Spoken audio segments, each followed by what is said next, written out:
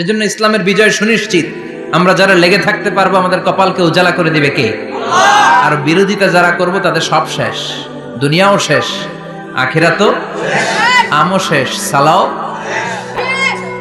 এটার আলোকে আমাদের সমাজ প্রতিষ্ঠিত হোক, মদিনার সমাজ হোক, সোনালী সমাজ হোক, আলোকিত সমাজ হোক। আমরা চাই কি চাই না?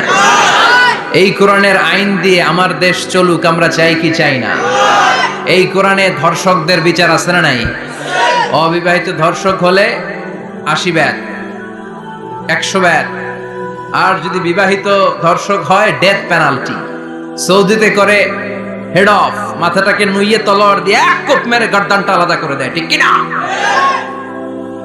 অনেক দেশে ডেথ পেনাল্টি করে হ্যাঙ্গিং এর মাধ্যমে, ফাঁসির মাধ্যমে। ধর্ষণের বিচার বাংলাদেশে সহজে পাওয়া যায় না, কিন্তু কোরআন দিয়ে বিচার করলে ওই বিচার আছে না নাই?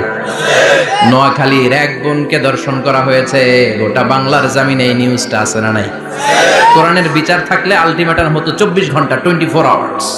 24 আওয়ার্সের মধ্যে ধর্ষককে ডেকে এনে বাইতুল মোকাররমের স্কয়ারের সামনে লক্ষ মানুষের চোখের সামনে ফাঁসির রশিতে ঝুলিয়ে দেয়া হতো। বড় বড় চোরগুলোর হাত কেটে দেয়া হতো।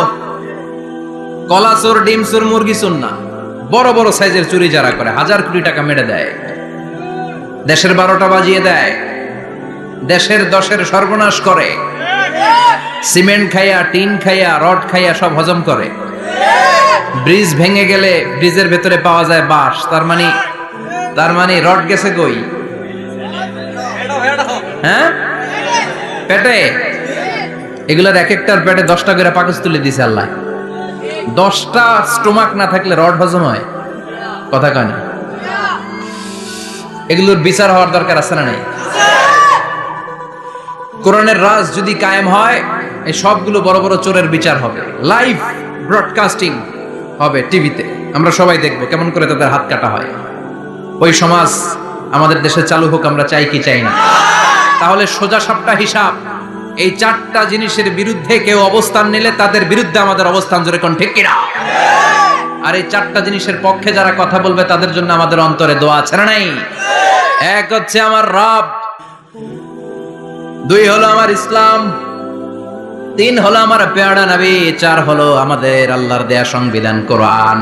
এই 4টা জিনিসের বিরুদ্ধে কথা বললে খবর আছে না নাই? এই 4টা জিনিসের বিরুদ্ধে কথা বলা হবে। মুসলমানদের দেশে এই 4টা জিনিসকে কটূক্তি করা হবে, অপমান করা হবে, আর এর বিরুদ্ধে প্রতিবাদ আসবে না। মুমিন চুপ করে বসে থাকবে, সেটা মুমিন নয়, সেটা মুনাফিক। চিল্লায় বলেন ঠিক কিনা? এজন্য এই 4টা জিনিসের বিরুদ্ধে কথা বললে প্রতিবাদের ঝড় তোলার দরকার আছে না নাই? রাজি আছে মুসলমান? দুই হাত উঁচু করে আল্লাহর দেখা।